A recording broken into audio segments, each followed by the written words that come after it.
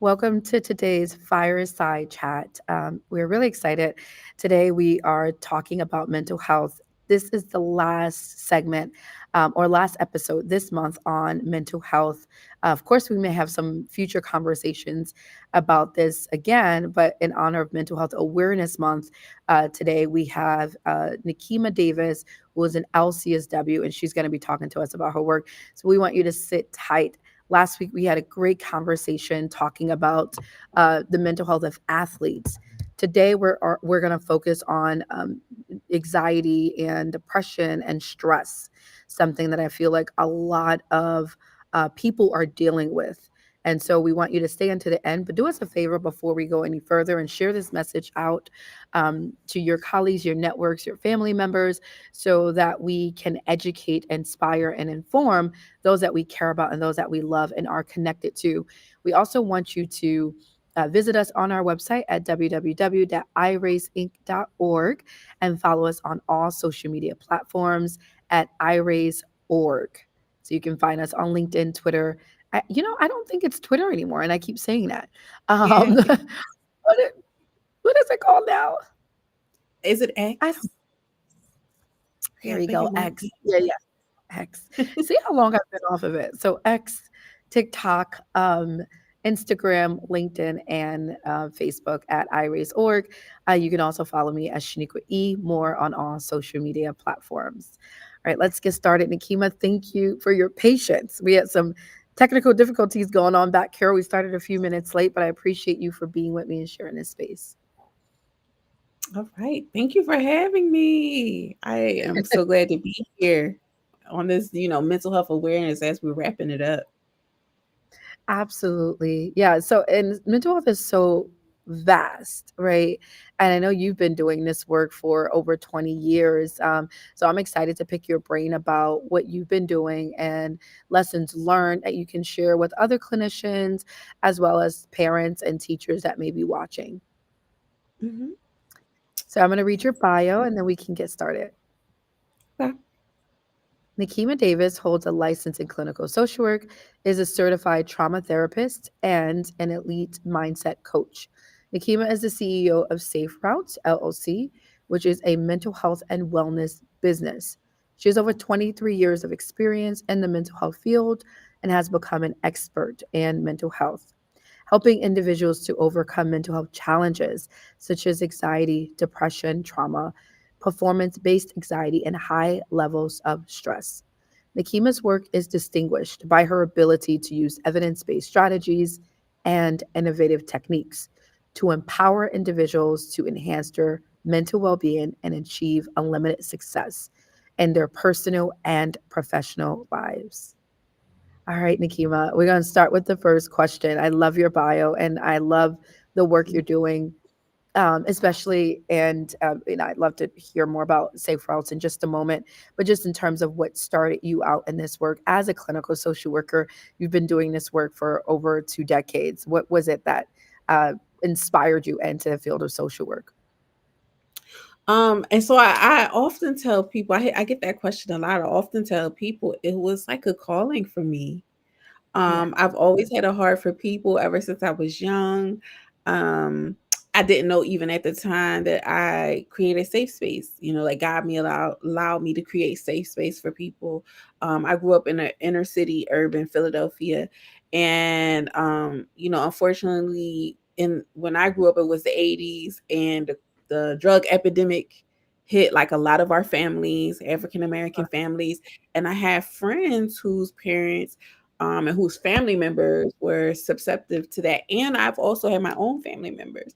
And so I always say, God allowed me to see them past their struggles, see the Mm. human part. And so from that, I kind of been like just drawn and called to help people to help remove any barriers. Now, of course, I had to have education and all those things to do it properly. But I definitely believe it really started from young, from my childhood, just being able to see that struggles sometimes come from the environment, struggles come from the lack of knowledge, and just really wanting to provide a path and remove barriers from my community. It's incredible. Thank you for sharing that, Nikima. I think one of the most powerful things that we have is our own story and our lived experience. And you talked about what it was like for you growing up and being in an environment where the drug epidemic was really, um, was at its height in the 80s, and I think even in the 70s. And so I love the fact that you've taken that lived experience, but you talked about that education, right? Going back to get the degree and the license, but having that lived experience, I think, is one of the most powerful things that we can bring to this work. You also talked about human work. I don't know if you said it that way, and I think that's really important because a lot of times we think about mental health, it becomes like this mystery, or we're afraid to really engage with the topic. So I'm wondering if you can give us a definition of what mental health is to you. To me, it's encompassing your well-being. It is mental health is how you respond to things. It is how you effectively cope. It's self-awareness. It's understanding the things that make your nervous system dysregulate. It is pretty much your overall well-being to me. That's how I would encompass it. Obviously, we break it down into the health part, like is it positive, or healthy or unhealthy, positive or negative. We break it down into those labels.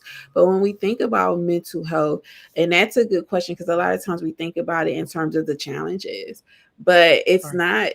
it's not just the challenges, is right. It's how I thrive. It's can I understand when I'm thriving or I'm just surviving. So it Mm, encompasses all that, your environment, right? Your relationships, your personal relationships, how you dwell in your being.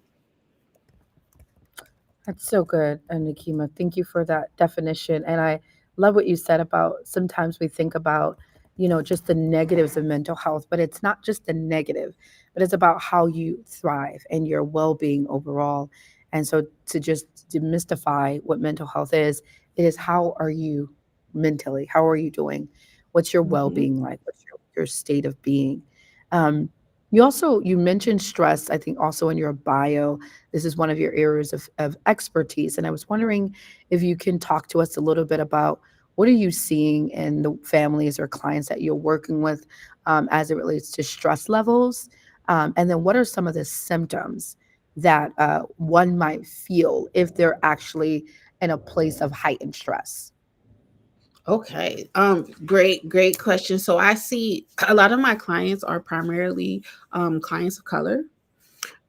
So I work with an adult population, and I also work with student athletes, that population. And so when we think about stress levels, the things that I see, especially in the adult population, right, there is this unseen badge of honor for how Mhm. much we can deal with, right? Yeah. And we've kind of like maybe sometimes falsely termed it as resilience. Obviously, there is strength to being resilient, but sometimes it's really lack of knowledge, like not really understanding where my stress levels are. So I'll break it down and say, people may say, I go to from a 0 to 100 real quick, and it's really Mhm. not really. You probably baseline at 70. And so Mm, when 30 comes on, I'm at 100 right now, but I've learned that the baseline is 70. So there's a lot of stress that mm, goes under, unnoticed. And mhm, it's kind of looked as like just life. We say life is life. And so we just look mm, at it as life. And that's a lot what I see, that when we really start to work and we really start to assess levels of stress, people start to begin to understand, like, wow, I kind of have a lot of these symptoms. mhm. And they never know. So I always say knowledge is power when it comes to that. Um and then the key thing, one thing I've been really really talking with the individuals I work with lately is stress is almost kind of like a gateway. I tell them, like a gateway into your mental health, and if it starts to Mm, become challenging. Mm, because a lot of the symptoms of stress, you have irritability, trouble concentrating, mm, constant thoughts about the stressor that comes, changes in mhm, appetite, changes in mood. So they say like kind of like mood instability. You also have mm, changes in sleep patterns. You know, you might mm, gain weight, you might lose weight that comes with stress. Also, physical problems. So you can develop tension headaches. You can develop mhm, chest pains. We females mhm, and some males too also can carry stress in their digestive tract. So you may mhm, start to notice like nausea and things like that. These are all mm, letting you know, like your body is letting you know, hey, there may be some heightened levels of stress. And the mm, interesting thing about that is every clinical definition out of so there's 9 criteria for us to diagnose for depression. 8 of those are mm, in stress. I mm, believe it's like 6 or 7 for anxiety, and they're all in the symptoms of stress. mm. So that's a lot of times I see that the connection isn't made there. So I always say stress has a direct effect on your mental health. Like it's a direct teller. Mm. That's so good, Nikima. We'll probably get back to dealing with some strategies on how to deal with it on an everyday basis so that we can de-stress and be better and live better lives. We only get one chance to live life, and who wants to go through life being stressed all the time, right? We Right. deserve to live a life that is not if not just may not be stress free, but is reduced stress levels as possible. Um, Yeah. I like how you talked about a lot of the symptoms of stress, and a lot of them, interestingly, are physical. And what we've noticed is, and research supports, is that a lot of times people may be going to the doctor for these symptoms, and you should still go to your primary care doctor. But a lot of times it is related to your mental health and not necessarily your physical health. So there is also a direct correlation between um, our physical and our mental health. Hmm. There is because our bodies hold stress and trauma and is looking for a release. And so I always say that the cool thing about your body is like it tries to reset itself. Like if something's off, it tries to get back on. That's where defense mechanisms and coping skills and all that come from. If you get sick, your immune system kicks in, tries to heal it. So it tries to do that. And when we store a lot of stress, if we store in trauma, the body will hold that and store it and it'll release it in some way, aches, pains, those kind of things, right? Like higher weakened immune system, so you tend to get sick. I asked someone the other day, they was complaining of styes, randomly just started getting styes on their eyes, and I saw, are you Mm, stressed? Because that's like one of the first things, and it was like, yeah, I am. And so it is really just your body trying to reset the nervous system. that's so good. You also said something, Nikima, that I thought was so powerful, and that was false sense of resilience. And this is something I'm really passionate about talking about in the Black community, because I feel like these narratives are constantly thrown on Black people, um, Black and Brown people, but namely Black people around. You're resilient, you're a strong Black woman, or you're a strong Black man. And I think it does create this very false sense of strength. And it also, in a sense, dehumanizes. People that Black people that are really feeling stressed or maybe going through mental health issues, but feel like they have to take on this false sense of resilience and strength that they don't have. And I think just highlighting and naming that, I believe, is so powerful. And then you mentioned something else that I thought was really powerful, and that was that going from 1 to 100, right? We hear this all the time, like, yeah, I was at 1, I'll go to 100 real quick. But no, are you really at 1 or are you at 70? Like you said, your baseline may not be at 1. Your baseline may actually be at 70 or even 90. So Yeah, it only took that that makes one little thing for someone to say, "Hey, can you pass me that?" What you said, and then all of a sudden, you're exploding, right? Mhm. Because you were already dealing with built up stress and tension that you never dealt Yeah. with. Mhm. Yeah. So we got to talk about some strategies in just a minute, but I want to also hear about the work that you're doing with your organization, Self Safe Routes LLC. If you can talk a little bit about what inspired you to get started in that with that organization, and then what are some success stories that you're seeing? Yes. So it's always so interesting because when I see people, like we are complex people where we have so many different backgrounds, so many different belief systems, value systems, and we come from different environments. So one of the funny things I often tell this story is, so I pronounce it safe roots, right? Because from where, right, and from where I'm from in Philly, we say route, like Route 66, Route Love 1. that. But I now live in Northern Virginia, and everyone says Uh, routes. yes. And so, Oh, look, I'm in the South, Nikkima. I would say roots too if I was in New York right now. yeah.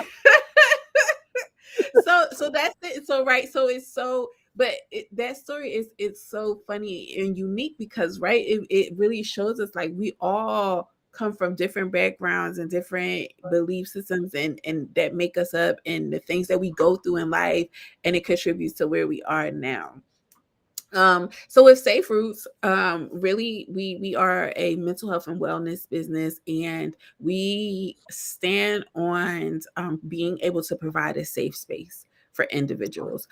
We are a faith-based mental health and wellness service. So we provide individual therapy, we provide couple therapy, family therapy. We have a team of therapists that do so. And it's really just to get dedicated to motivated individual, just ready to, overcome some of the barriers or the hurdles that may have gotten in their way, and Yeah. really live the life that God has called them to live. So we see clients virtually because, again, we found, especially in our community, people, they like to show up in a space that is Yep. comfortable and familiar for them. My clients they are rock stars. They'll have their tea waiting, really just, and we promote that environment that, like, this doesn't have to be scary. um Yeah. so one of the big things for Safe Roots is to be able to just really provide that safe space for individuals to share the stressors, for individuals to not always have to be the strong friend, for individuals to and have the vulnerable parts of them and feel seen and feel heard. Within Safe Roots, we also have a student athletes program, the Elite Mindset Academy. Nice. Yes, and this is dedicated. This is like always says, like, Safe Foods is my baby, and then the Elite Mindset kind of came out of that. So it's like another little The baby of grandbaby. mine. The grandbaby.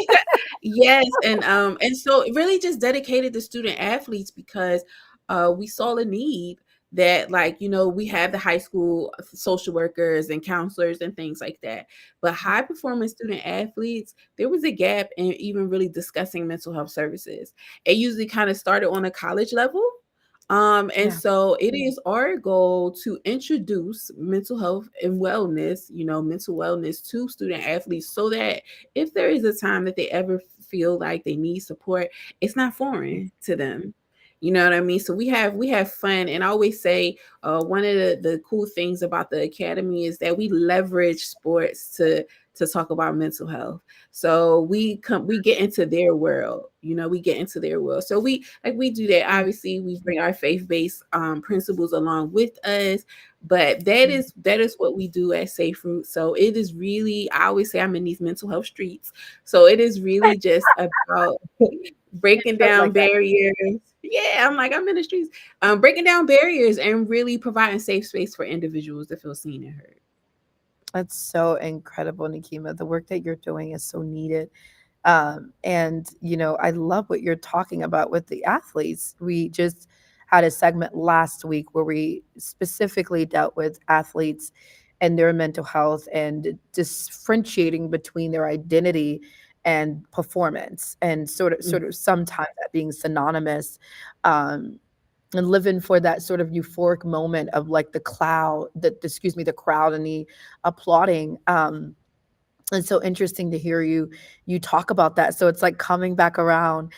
We've been exploring ways to support the student population out here in Georgia, more around mental health, and I think that is an area worth exploring around athletes. So thanks for sharing that.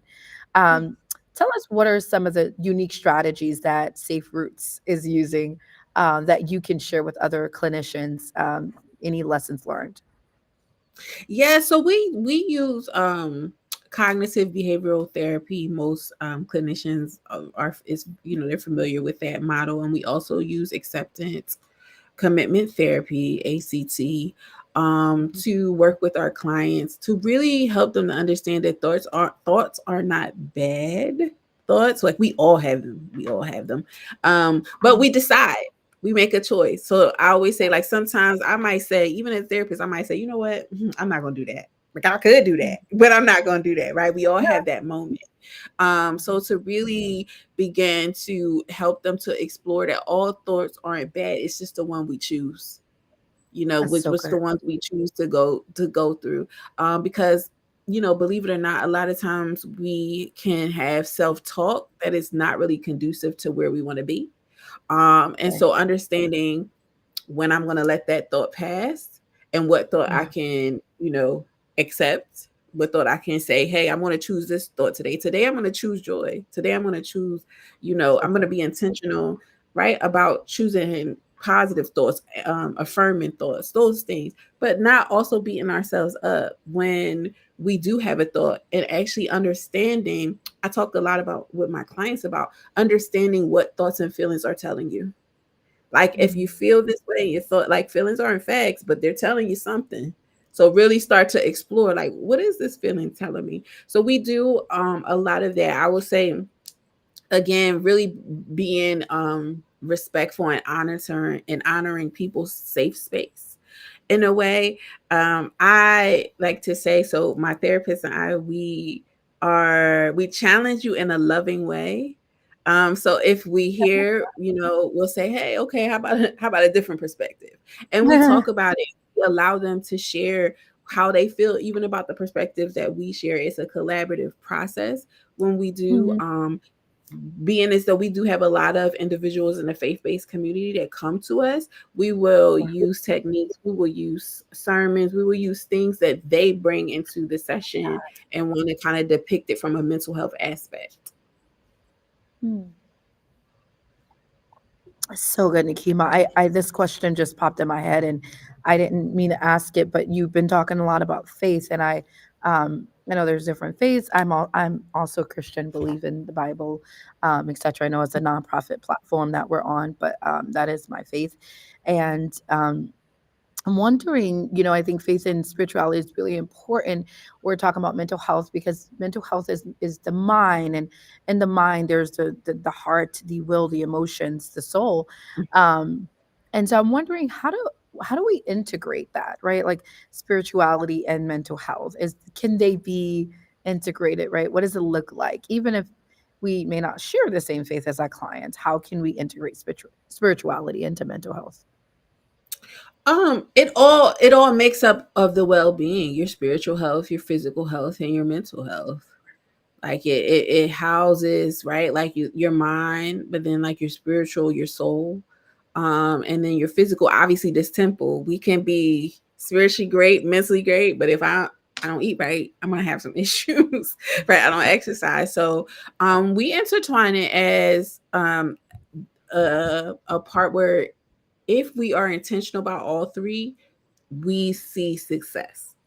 If we kind of ignore one area, then it kind of seeps into each one. So we kind of say it's not competing. As for so long, I think unfortunately it will be a competing thing. Well, no, if you Mm. just like in Christian community, if you just prayed, or Mhm. it's mental health, like if you just did these coping skills. Right. So putting it together as a nice a Mm. nice team, and Mhm. it is all about your well-being as an individual, because we have a saying, we say like we're going to service the whole individual. So that's how I think, and really working with having partnerships with people who are blessed in a ministry, blessed in a I have a physical ministry and really working Mhm. alongside. Love that. It's so good. We had a mental health and faith segment, I think about 2 years ago. We brought a number of pastors on to talk about how to integrate this work into the church. But I think about it, Nikima, from our standpoint as social workers, how do we implement this into the therapeutic process and room? And you guys are doing that so well. My desire is to see more clinicians take that on more and not Mhm. feel so disconnected from the spirituality part of mental health. Um, we're coming to a close, but I do want to go back to the stressors. We talked a lot about stress, Yes. and as we were mentioning that it affects every part of you, namely your health, your physical health. Um, Mhm. so many people right now are dealing with stress at high levels, and they've learned to cope with it and to just go on through life and to fake it till they make it or allow life to life. But they have not yet stopped to be in tune and in touch with what they're going through. And then I guess accessibility to strategies may not be as accessible for people. So I'm wondering if you can talk to us about what are some strategies to dealing with stress on a daily basis? And if you want to add in, you mentioned depression, and I also just as an interlude, you said that I believe it was 8 out of 9 of the symptoms in the DSM-5 for depression are related to stress. So that Mhm. leads me to believe that some people that are dealing with stress may also be dealing with depression. May Mhm. or may not, we don't know unless they get diagnosed, but just some strategies on dealing with stress.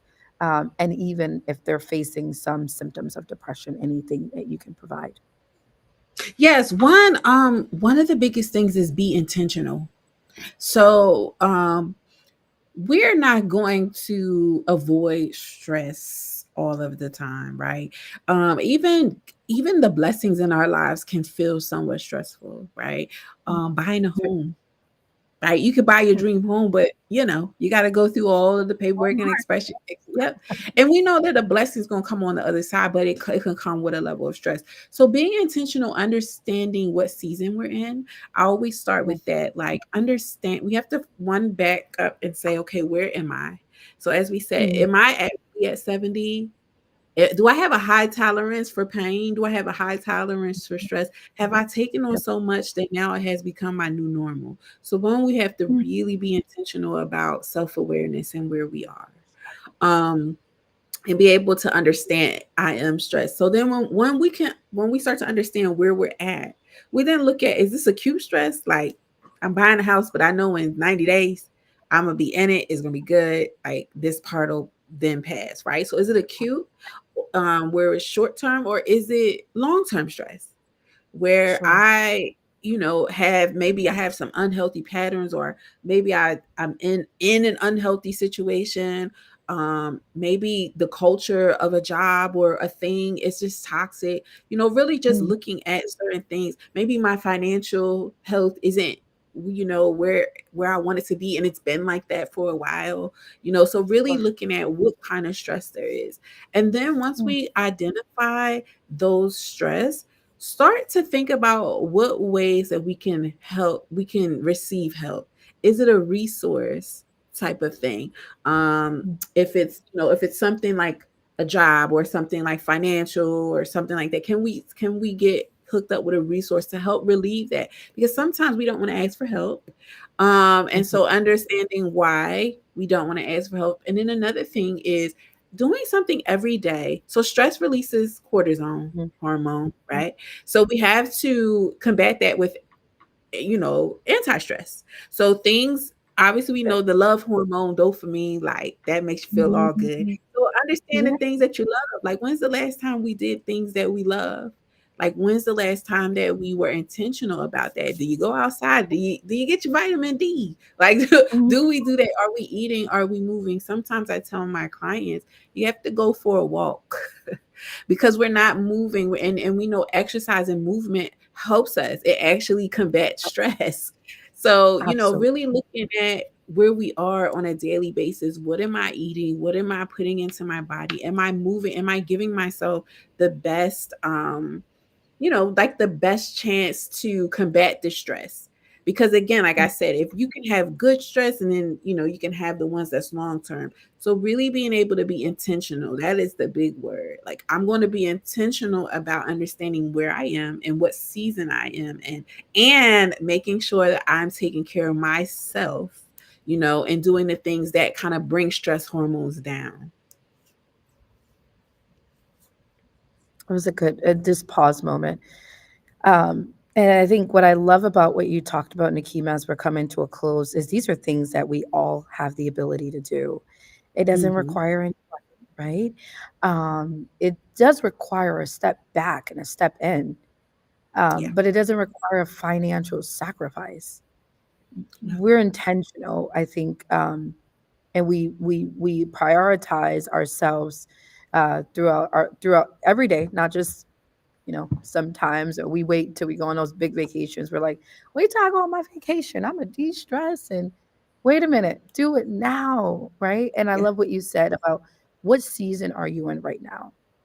Where are you right now? Where are you physically? Where are you mentally? Where are you emotionally? And being able to pause and know that, I think it's really important and powerful, and is the floor to beginning to ground ourselves and have better mental health. Um, Yeah. so those are some incredible strategies, Nikima. Anything else that you want to share as we're coming to a close on this topic? I just want to say, we want to stay around for a long time. And I think it's stress is really just a definitely something that can fall under the radar. And it can be something from environment, we generational. I always, like, for me, I saw my mama getting it done, so I'm gonna get it done, you know what I Mm, mean? And some things we just have to unlearn. I always say the generation before us laid the foundation. They did the best they could with the knowledge that they had, and now we take the baton and we gain more knowledge, and we pass it as we pass it to the future generation. So just really want to share, like, one thing that I say is, make sure that you're investing into your mental wealth, right? Because this is one of the richest good. things you can have. So good. Yeah. That is really good. I'm gonna quote that. Make sure you're investing into your mental wealth. And that'd be the first time I think I heard that, Nikima. You need to trademark that one. And that was good. Can we talk about financial wealth and all this other wealth, Yeah. but your mental wealth is the most. It is the most important wealth Hmm. that you'll ever. That was so powerful. Thank you so much, Nikima, for being with us today, for sharing space, for being patient, for sharing with us your breadth of knowledge on this topic, for what you're doing out there in Philly. You may have to stop by over there. I haven't been there in years, but I appreciate you. Thank you for being where you are in the world in terms of social work and helping push humanity forward. How can people reach you if they want to connect with you? If they are interested in being a client of your practice, or solidifying you in speaking or other engagements. Yes, I always say so. I love to connect with my people on social media. So Nikkimah.Davis on Facebook. You can always hit me in the DMs. I'm always available there. But also in a formal way, you can email me at info@saferootscounseling.com. And so Safe Roots, SAFEROUTSCOUNSELING.com. So it's info@saferoots.com. And we can connect. Thank you so much. We appreciate you. And we appreciate all of you for tuning in and for watching. This fireside chat was so incredible and it was so uplifting. And just hearing Nikima today, it gave me some really important reminders that I know I have to go ahead and start implementing after this, after we get off this live. But Nikkimah is such a blessing and she's doing incredible work. Please visit her, reach out to her at info@saferootscounseling.com. And if you're interested in therapy or counseling, she does it virtual, so you can do it from the comfort of your own home. Reach out to her. She's also faith based. So if there's anyone looking for faith based counseling, I know that's very hard to find. You're definitely going to want to reach out. You've heard her expertise, you've heard her heart on this topic. Again, thank you, Nikkimah. Thank you all so much for tuning in to today's fireside chat. This was our final segment on mental health awareness in honor of Mental Health Awareness Month. We have about one more day, I think, left for May. Um, so we want you to do your part. What could you do after this live to check on someone, whether it's yourself? Is it you that need to be checked on? Is it your children? Is it your spouse? Is it a sibling? Is it your parents? We want you to do your part in mental health. We believe mental health is all of us. It's all of our responsibility, and it is a part of our well-being. So we want you to be well. If you missed the other fireside chats, do us a favor and scroll through our YouTube page at iRaise.org, and you'll be able to access all of the fireside chats on mental health. Thank you again so much. We love you guys. Stay tuned. We'll see you next week.